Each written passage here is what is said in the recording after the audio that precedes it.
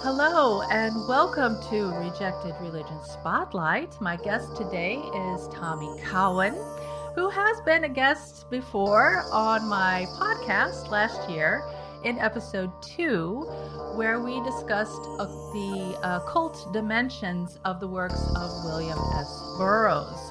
So, welcome, Tommy. I'm glad to have you back on Spotlight this time. Thanks for having me. It's such a pleasure to come back. Always great to see you. I'm so happy to talk to you today. So I've asked Tommy to come back today to talk on Spotlight about a presentation he gave just this past weekend, and that is the 19th and 20th of June, because this will be aired later, at the first online Twin Peaks: The Return conference. And during that conference, Tommy talked about the possible influence and connections that Burroughs might have had on David Lynch, Mark Frost, and of course, Twin Peaks. And in doing so, Tommy was looking at the receptions of Burroughs that can be found in popular culture.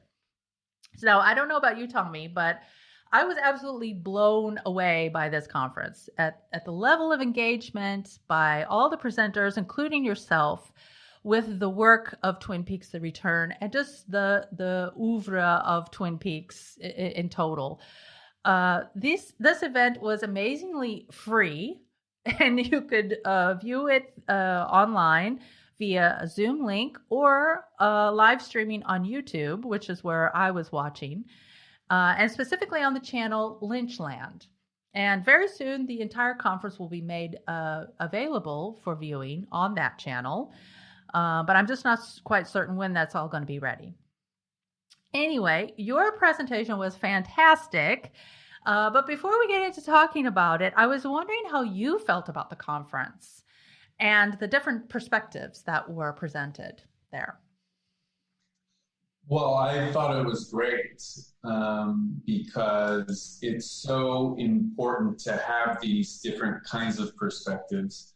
Unfortunately, I didn't get to catch all of it. I didn't see everything because of the scheduling. I'm in Korea. Right. The conference is in France, theoretically, but then lots of people presenting are from the US. And so we were all over the place.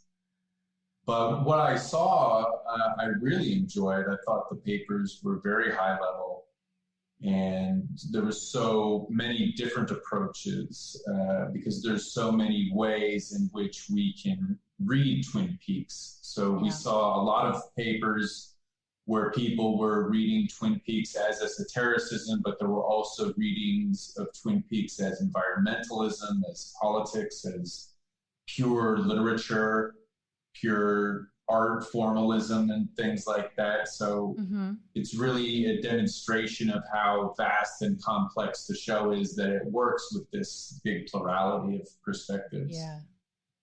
And the same can be said for Burroughs. Naturally, as a scholar of esotericism, I feel that looking at Burroughs through the lens of esotericism is the most productive way to do it. But obviously, that's not all Burroughs is. Burroughs can be also read as ecological, as political, as literary formalism. These aren't mutually exclusive categories, and you don't necessarily have to use Burroughs as a world, or as a view into the world of esotericism. You can use Burroughs as pure literature, or as a view into environmental subcultures and things like that too. So this plurality of perspectives is a great thing to see. It's so fun to see how people engage with these vast things. I agree. It was absolutely spectacular. I was just enjoying every moment of it that I could watch too. I didn't get to see everything, but I saw a pretty big chunk of it, and I was just blown away by it. Just totally, really excellent stuff that was being presented. And I was wondering, though, what was your initial motivation to create a presentation for this particular conference? Good question. So, as a Burroughs scholar, what I attempt to do, at least my goal, is to excavate what I would call direct transmission of Burroughs' ideas to create a sort of map of cultural influence for Burroughs. So the historicist perspective, as opposed to just the reading perspective, would be that instead of just making a comparison between Burroughs and Twin Peaks, I would try to establish a verified transmission of Burroughs to Twin Peaks, see if we can historically validate that somebody involved in the creation of the show is reading Burroughs, see if we can find a source for that. And I think it's an important thing to think about, because it allows you to deepen that plurality, expand that plurality of perspectives.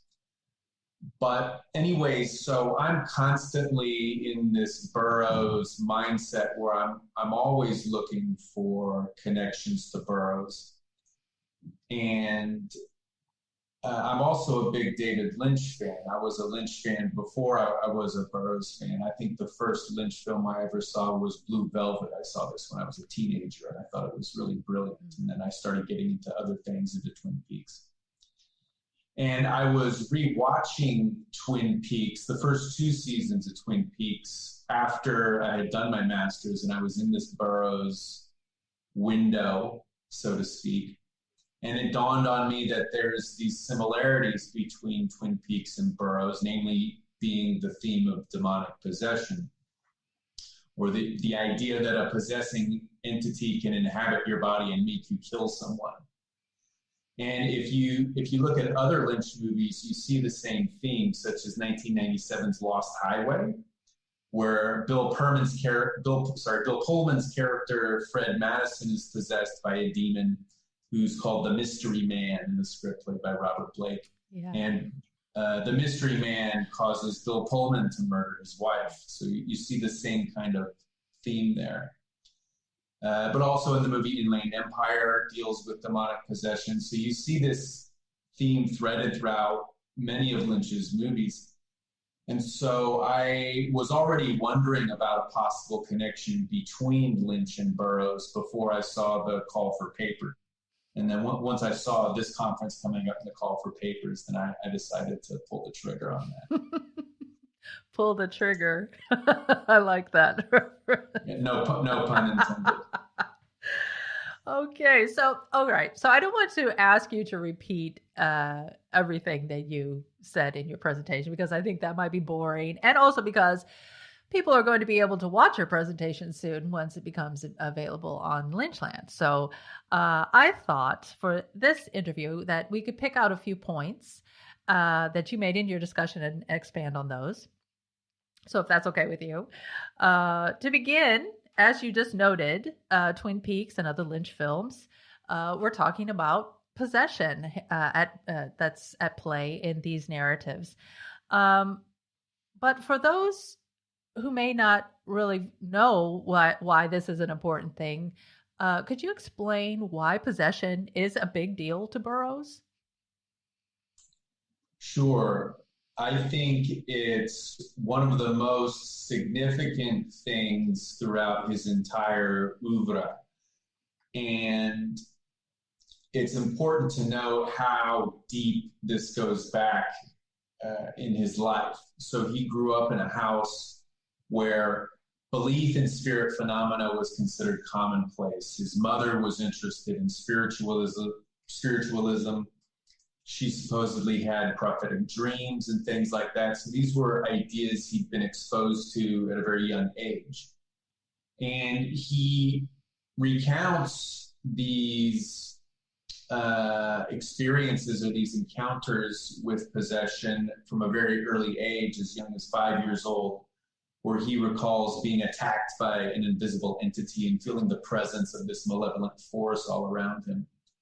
And he was also prone to hallucinations when he was a child.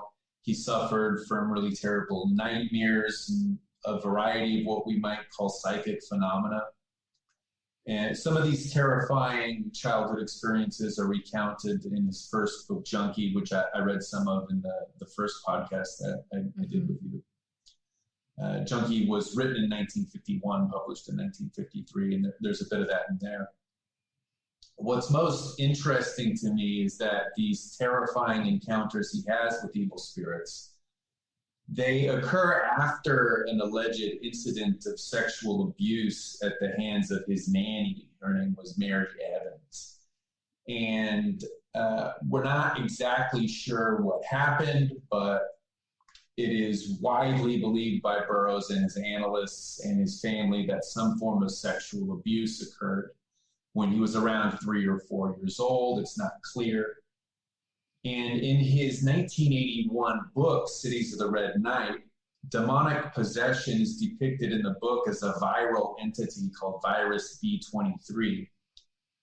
And this virus is sexually transmitted. And later in the book, one of the characters gets infected with B23 as a child after they are sexually abused by their nanny. So there's clearly this direct allusion here to his personal life and the idea that sexual abuse is somehow connected with demonic possession. And Burroughs also had beliefs in things like incubi and succubi and the demon lovers and things like this as well. So it's all sort of interconnected there. So it goes back very deep in his life, and there's many layers to it. But the most famous example of where possession would come in is obviously, infamously, he accidentally killed his wife, Joan Vollmer, in a botched William Tell performance at a party.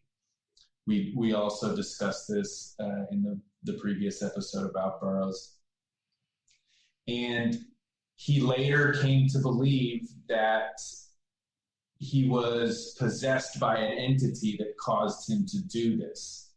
And later on, when he became friends with Brian Geisen in the Beat Hotel, and they were going through their era of intense esoteric experimentation, Brian Geisen entered a trance state and gave a name to this possessing entity, and he calls it the Ugly Spirit.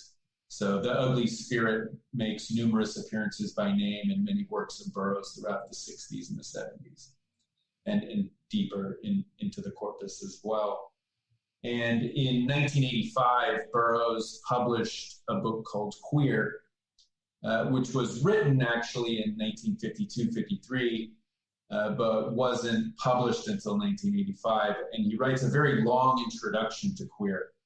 And the introduction is very famous because in it, Burroughs essentially says that his belief in possession is not a metaphor. He means it literally, that he believes that this possessing entity was somehow involved in Joan's death, and that he sees writing as a form of resisting possession or countering possession in some type of way. It's a form of defense against demonic possession, and as such, we know that he considers writing and art a form of magical ritual in and of itself. So it's really something that, as a historian of esotericism, I consider it central to my lens when I look at Burroughs. I see. It's very interesting, and you've already kind of laid the groundwork for my next question to you about the book that you mentioned, Cities of the Red Night. You feel that this book has strong similarities as well to Twin Peaks: The Return. One of those similarities, and you've kind of already mentioned it already in the virus B23, but it is the appearance of this number 23. Could you talk about why this number is important to Burroughs and how we encounter it in Twin Peaks? Sure. So Burroughs was very into synchronicities, not just the number 23, but generally speaking. And it's actually one of the central elements of cut-up writing. So by randomly generating sentences through the rearrangement of previously composed texts, you can generate synchronicities this way. And these synchronicities are not only meaningful because they're possibly indicative of some kind of internal state or some type of inner mystery, but perhaps you can also predict the future this way, or you can influence the future just by observing and acknowledging them. So synchronicities are very important to Burroughs, and they often carry a magical meaning. So on to 23. Burroughs is generally credited with creating the 23 synchronicity. It's considered, he's considered the father of this. It's often called the 23 Enigma. Or at least he's the one who popularized it, let's say. As the story goes, I have a quote here from Robert Anton Wilson, who was very influenced by Burroughs and used the 23 synchronicity in his writing a lot. Quote, according to Burroughs, he had known a certain Captain Clark around 1960 in Tangier, who once bragged that he had been sailing 23 years without an accident. That very day, Clark's ship had an accident that killed him and everybody else aboard. Furthermore, while Burroughs was thinking about this crude example of the irony of the gods that evening, a bulletin on the radio announced the crash of an airliner in Florida, USA. The pilot was another Captain Clark, and the flight was Flight 23, end quote. So Burroughs observes this synchronicity one day with the number 23, the name Clark, which interestingly enough, the etymology of the name Clark, it means a scribe or a writer, and death, essentially. So we have these three things that are sort of interlinked. So the name, the number 23, the name Clark, and death, right? There's sort of this misfortune, right? This sends his mind reeling, and after that, he starts noticing the number 23 in many places. And it's usually associated with death or violence of some kind. It's a very dark number for him. And Burroughs, at this time, was already into cut-up. This is sort of at the beginning of his experimentations with cut-up. And he was making a lot of scrapbooks. So he often kept news clippings related to the number 23. But he also begins incorporating the number 23 into his writing as well, which is very interesting because it's considered a violent number. It's a number of death, but now he's using it in the writing.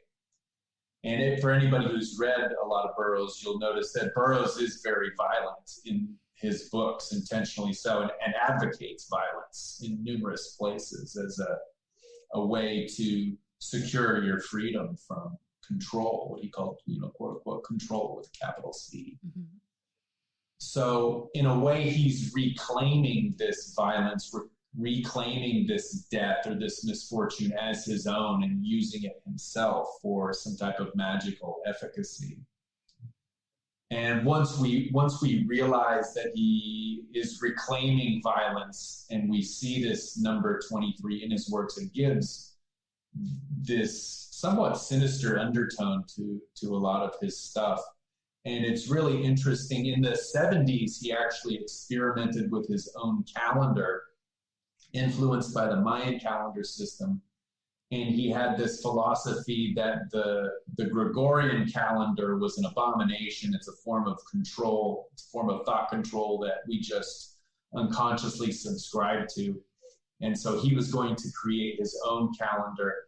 And it was based around the number 23. So all of the months had 23 days. And it was a little complicated. And he started dating his letters using his own dates and these months of his own making with these 23-day months and things like that.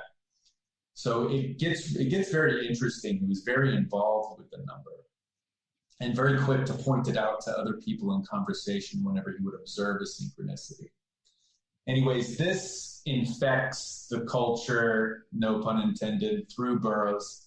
And it gets picked up probably most famously by Robert Anton Wilson. I think most people interested in the 23 Enigma, if they don't get it through Burroughs, they usually get it through Robert Anton Wilson. He writes about it in Cosmic Trigger and the Illuminatus trilogy, but also the Principia Discordia, who I believe you talked about Carrie Thornley with Christian Greer in a previous episode. Yeah. So the Discordian Society picks up the 23 synchronicity. It was picked up by several filmmakers. Joel Schumacher made a movie with Jim Carrey called The Number 23. Hacker Carl Koch famously was interested in the number 23. But we also see it in Twin Peaks. So the most important occurrence in Twin Peaks of the number 23 is that this is the last entry in Laura Palmer's diary, is February 23rd. And she writes in her secret diary that this is the night that I will die. And she knows it before it happens. And so, of course, at the end of Twin Peaks, The Return, when Agent Dale Cooper visits the Dutchman to travel back in time, this is the date he asks to go back to. He says, take me back to February 23rd so that he can save Laura Palmer from her fate. And you'll notice here that, again, the number 23 is associated with death, right? It's the number of death. Carl Koch famously met a gruesome end himself at the age of 23, and I believe was discovered on the 23rd date of the month. This idea of death, the movie, the number 23 by Joel Schumacher, it's a murder mystery. So again, we see this death is circling around this number. But the number 23 pops up in other places in Twin Peaks as well in The Return. I believe in part 11, there's these characters called the Mitchum brothers. And so they are gangsters and casino owners. And they are planning on murdering Dougie Jones, who is the doppelganger, the good doppelganger, or who was a tulpa initially theoretically created by Garland Briggs, and becomes the good doppelganger of Dale Cooper. The Mitchum brothers are planning on murdering Dougie Jones because they believe he was responsible for some insurance fraud that cost them $30 million. And one of the Mitchum brothers looks at the other one as they are eating lunch, and he says, I cannot wait to kill this guy, something to that extent. And the other Mitchum brother looks at the clock, and the time on the clock is 2:23, and there's a very clear shot of the clock. And then he looks back and he says, well, can you wait a couple of hours, right? Because they're planning on killing him at like 5 p.m. So it's interesting. And also the number 23 comes back in the novel, The Secret History of Twin Peaks, where Dougie Milford, who supposedly William Burroughs was considered to play the role for Dougie Milford, but plans for that fell through because of money. Dougie Milford is the main character, essentially, of the novel Secret History of Twin Peaks. And there's a scene early on in the novel where Dougie punches his brother Dwayne, and then there's an interesting detail which gets shoehorned in there, that he gets punched at a Scoutmasters meeting in front of 23 other Scoutmasters. So it's a very odd detail. Yeah. So you'll notice that the number 23 is kind of getting shoehorned into these places, and it's always around violence still. It's always centering around this violent energy. Very interesting. And I remember you saying, and this is the only thing I'm going to say from the actual presentation, is that there really is no verified, I guess you could say, evidence that Mark Frost or David Lynch had read Burroughs, were influenced by Burroughs. So and just because they haven't verified it, they haven't mentioned it, doesn't mean that it hasn't happened, but it's just so interesting, all these links that can be made. And yeah, maybe they are just coincidences, but they seem to be quite meaningful coincidences in that regard. So I really enjoyed that part about the number 23 too. Now, the atomic bomb is another link between Twin Peaks, The Return, and Burroughs. And you talk more about this in your presentation, so I'm not going to ask you to repeat all of that stuff there. But in the line of violent activities or events, we could perhaps see the bomb as this violent, explosive event that brought forth even more violence in the lives of the characters of Twin Peaks. Now, this question that I'm going to ask you is just because I love talking about Twin Peaks, and so it's kind of just for my own fun. But I'm also curious as to your opinion about all of this in light of what you know about Burroughs and his views about possession and what it had done to him. So I'm going to set this up, though, for context, because what I'm going to be asking you about is quite specific. And this is going to be a spoiler for people who haven't seen The Return, but oh well. I can't help that. So you made reference to the two books that were written by Mark Frost, The Secret History of Twin Peaks and Twin Peaks: The Final Dossier. In the second book, The Final Dossier, on page 133, we are told about Laura Palmer's mother, Sarah Novak Palmer. I'm going to refer to my notes here. I have this all written out.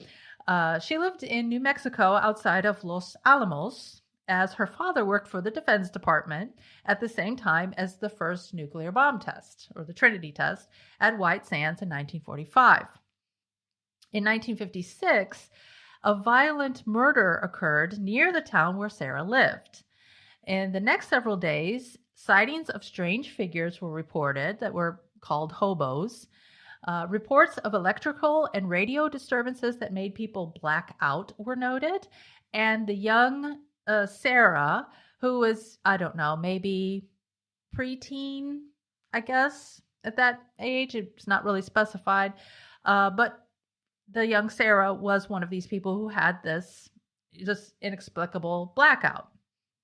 So in this scene, we see what looks like a hybrid between a frog and a moth crawl into Sarah's mouth while she is unconscious. We see this in Twin Peaks: The Return.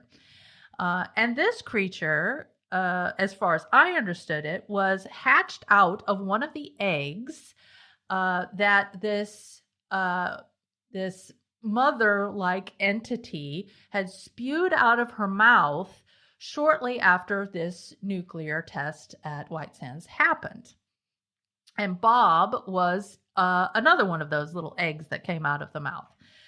So, however, though, I heard at the conference that some people were saying that Sarah was infected with this entity herself, and that entity it's either known as the experiment, or later on in part 17, Gordon Cole discusses this entity and calls her Judy or Jaude, referring to this experiment. In The Secret History of Twin Peaks, so the first book, it's mentioned that after founding JPL, Jack Parsons conducted rituals in 1946 at the Devil's Gate in Pasadena in an attempt to call forth the goddess Babylon, also known as the Mother of Abominations, a key figure in the Thelema mythos. Later, the weekend before the 1947 Roswell incident in Jornada de Muerto, on the ground where the bomb was tested, he tried to open a second gate to bring forth the elemental entity known as the Moonchild, using the working of Babylon that he had done in 1946. In addition, Douglas Milford recounts President Richard Nixon showing him and actor Jackie Gleason, of all people, a bizarre figure similar in appearance to the experiment or Jaude or Judy in an observation room at Homestead Air Base. When directly asked about a connection between the experiment / Jaude / Judy and the figure shown to Milford, co-author Mark Frost acknowledged the possibility without confirming or denying it. He reacted the same when asked if sex magic was partly the cause of its appearance in part 1, in the same vein as Jack Parsons' rituals. So the speculation here being that the nuclear bomb test in 1945 and Parsons' Babylon working in 1946, both actual events, together effectively brought forth Jaude and her spawn, Bob. So that's kind of the context of the story, and also how it relates to occultism. And I really love these connections that Mark Frost makes with all of this. So I'm going to put my notes aside for a while. Now I'm going to get to my question. So Sarah is infected, as it were, with this frog moth creature. We're not quite certain if it's Jaude Judy herself or one of the eggs that she spewed out of her mouth, but she is involved in a lot of violent incidents herself. If we look at her past, we see that Sarah knows things and can also feel and see Bob. So in the return, when all of these really violent incidents are occurring with Sarah Palmer, we know already that she's been infected, or, we might say possessed, like her husband Leland was, by Bob. But my question to you is, do you think that Sarah knows that she's possessed? That she has some kind of realization that this is what's happened to her, and that's part of her struggle and the changes that we see in her character in the return? Because in the first two seasons, she seems to be kind of like an unwitting, almost victim of the things that are happening, that she sees it all happening, or she feels it and it just terrifies her, but that she's not really involved in it in some way. But in the return, we see this shift in her character. And I was just wondering what you thought about all of that. And I know that that's like the most broad question ever, but maybe you could do something with it. Yeah. Well, it's naturally very complicated, for lack of a better word. It's very interesting because Lynch always leaves room for mystery and interpretation. And totally. Oftentimes, if you've seen anything like Eraserhead or Inland Empire, the way in Twin Peaks: The Return is very similar. The way things are disjointed yet somehow resonant at the same time, it leads to this multiplicity of interpretations that are overlapping in all these different areas. What's interesting to Sarah Palmer about me, to sort of answer your question, I think, yes, to a certain extent, the way I see it, she does realize something's wrong. And we see this in the grocery store scene where she's looking at the jerky, and she has a manic episode where she shouts at the cashier, and then she realizes that she's behaving in an erratic way. And she leaves the grocery store and leaves all of her groceries there. And everyone at the grocery store is kind of like, wow, what happened there? And you can see in that scene that she understands that something's wrong. And she says, something happened to me, right? Something happened to me. And this could mean that something happened to my family, right? It could be a reference to what happened with Leland and Laura, but also knowing, especially with this final novel, the final dossier, knowing that she's infected with the frog moth creature, this could also be a reference to her knowledge of the possessing entity.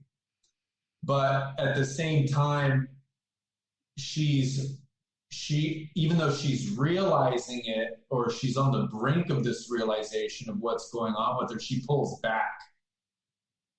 And she goes away. So she can't fully confront what's going on. What I think is also very interesting is I think about the Monica Bellucci scene, which Gordon Cole, played by David Lynch, obviously, he talks about this dream he has with Monica Bellucci. And he meets Monica Bellucci for coffee, and she says, "We live inside a dream, but who is the dreamer?" Mm-hmm. Right. And I think this positions kind of Sarah Palmer potential as a reference to Sarah Palmer. Positions that as a reference to Sarah Palmer, because we notice that she falls asleep during this hijacked radio broadcast, and the entity enters her body as she's sleeping. And also, before Laura and Maddie die in the show, before Leland kills them, Leland drugs her. He gives her drugs so that she's in this forced sleep, but she struggles to awaken. And in the attempt to struggle against the drugs, when she has a vision of the horse. Yeah. So we see this idea of sleep that centers around her character. And I think that that's not coincidental. I think that's something really important, that somehow Sarah Palmer is this critical piece to the whole thing. She's the dreamer that is in some way constructing the universe in which Twin Peaks lives. So when we see her at the end smashing Laura's picture, because Dale's trying to save Laura, we see her smashing the picture. It's somehow a powerful, magical act that she's doing. She's the one who's destroying Laura, right? And eradicating her from the dream. Very fascinating. I hadn't thought of Sarah Palmer as being the dreamer that was referenced by Monica Bellucci, but that makes total sense the way you have explained it. And I also think that after our hearing other people say that perhaps Sarah was infected by Judy or Jaude, that makes me think of the scene where she's in the bar and she takes off her face and there's just like this blackness. Oh, sorry. There's this blackness behind that. And then she ends up killing that man. Or did she kill him? Gosh, it's been such a long time since I've seen it. But did she kill him or did she just badly injure the man? Yeah, he died. Yeah, I thought so, because it was a very violent attack. So this as well, also, it's like she does have this need to destroy. And that's what this, the mother of abominations, as it were, is trying to achieve as well. This violent destruction that brings about the end of everything. And then looking, as you said, that she's trying to destroy this picture of Laura, that's also maybe perhaps linked into all of that. Of course, this is just one idea. There might be several hundred interpretations of this, but very fascinating stuff. That's really spurred me on to think more about Sarah Palmer's role in all of that. So I really appreciate your thoughts, your ideas, your insights about that question. Just a fun question that I thought we could talk about. So thank you so much for sharing all of your ideas with regards to Burroughs and Twin Peaks with me today. I was wondering if you might share, if people would like to follow you on social media and follow your work, where can they do that? Sure. Yeah, I'm on academia.edu. You can find me at Tommy P. Cowan. And also, I'm an editor for the academic journal Correspondences, Journal for the Study of Esotericism. So you can find that at correspondencesjournal.com. And yeah, that's all I have. Okay. I will be sure to include those links in the description box below this video, along with a link to Lynchland channel. And I will post updates as well on my social media pages to let you all know when that becomes available. At this point, it is not yet ready. but maybe by the time this interview airs, it might be ready. So the viewers can actually see what it is that you were talking about in your presentation during the Twin Peaks: The Return conference. So, and it's really worth a view. I encourage all of the viewers of this little interview to go watch Tommy's presentation and also other presentations, because it is so interesting and so engaging, and it has, just like we had today, a lot of new ideas, food for thought, different perspectives, really fun and exciting stuff. So thank you again, Tommy, for being here today. I really appreciate it. Good luck to you. Thank you for having me. And congratulations for being chosen to present at this conference. Such an honor, because they had many papers to look through to choose out of, and yours was chosen, and rightly so. So congratulations to you on that, and good luck with everything that you're going to be doing in the next several years. And thank you as well to all of the viewers out there. I hope to see you all next time. And until then, be well, be safe, and bye for now.